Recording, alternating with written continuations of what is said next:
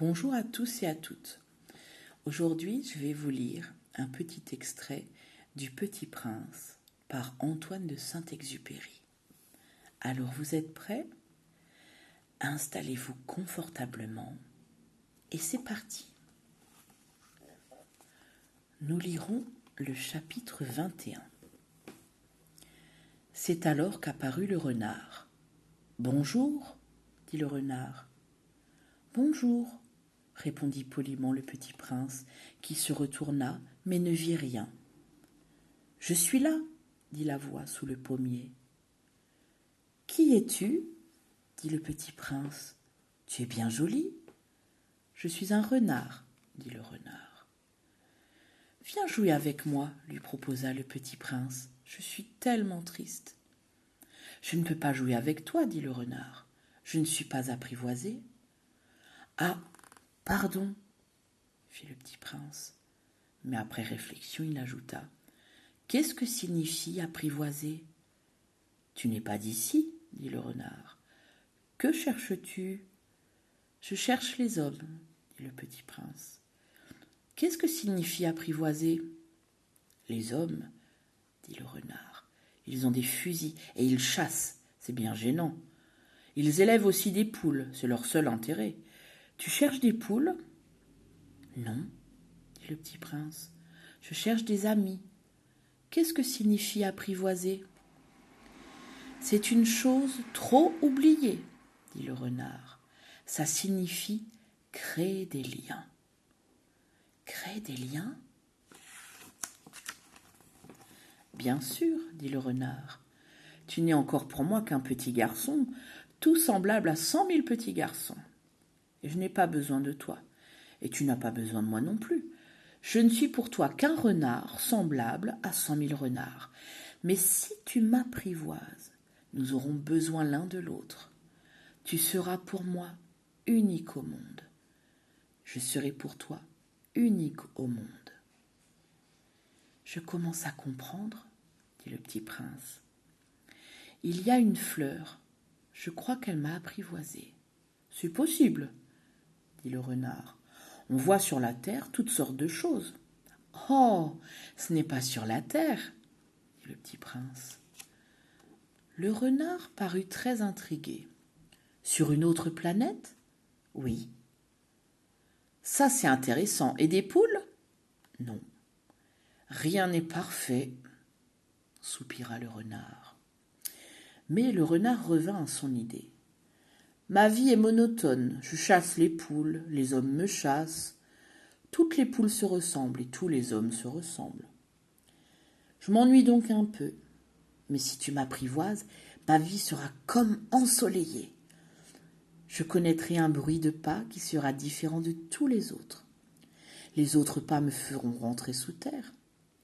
Le tien m'appellera hors du terrier comme une musique.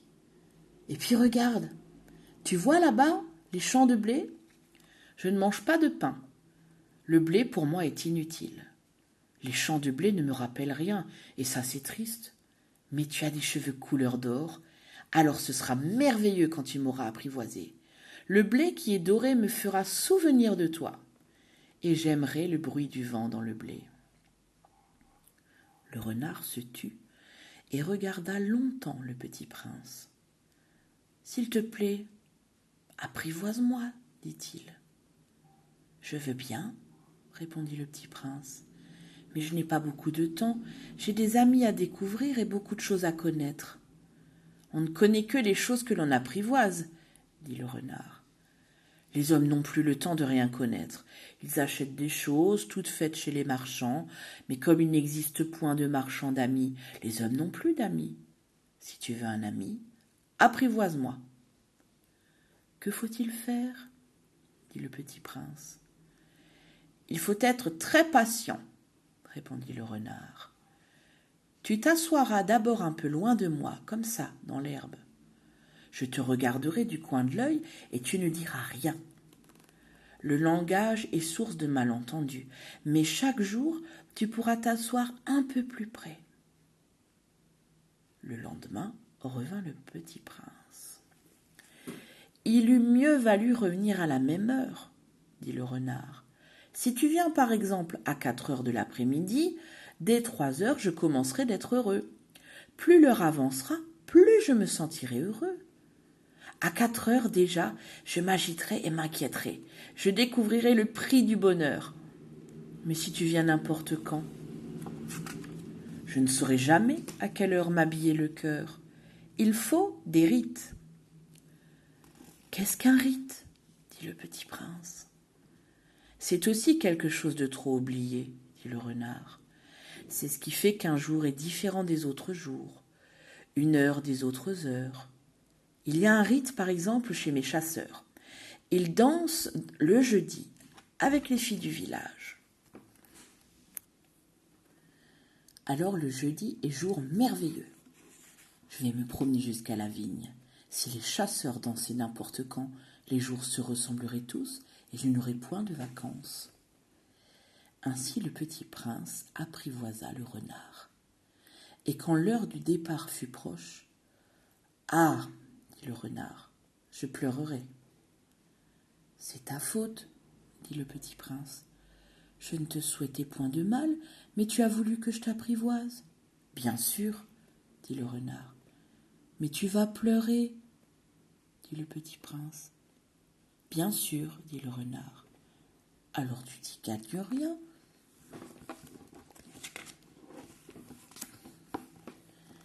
J'y gagne, dit le renard, à cause de la couleur du blé.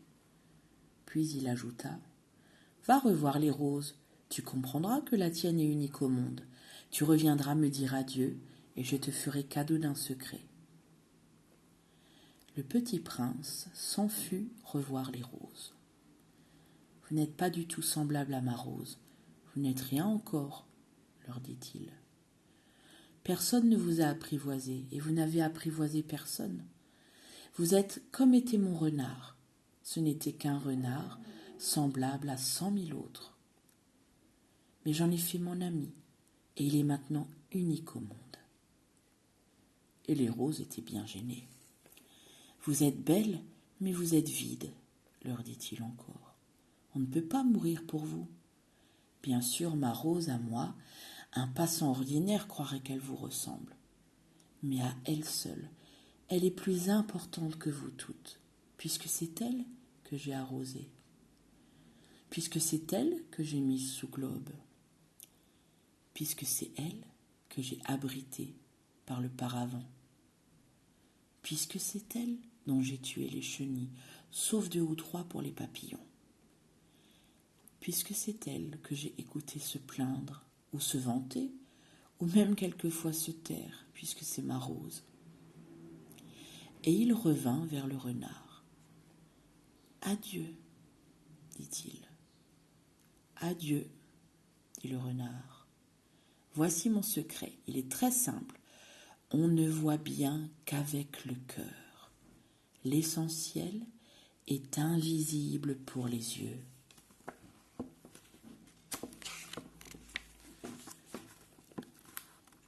L'essentiel est invisible pour les yeux, répéta le petit prince, afin de se souvenir. C'est le temps que tu as perdu pour ta rose qui fait ta rose si importante. C'est le temps que j'ai perdu pour ma rose, fit le petit prince afin de se souvenir. Les hommes ont oublié cette vérité, dit le renard, mais tu ne dois pas l'oublier. Tu deviens responsable pour toujours de ce que tu as apprivoisé. Tu es responsable de ta rose.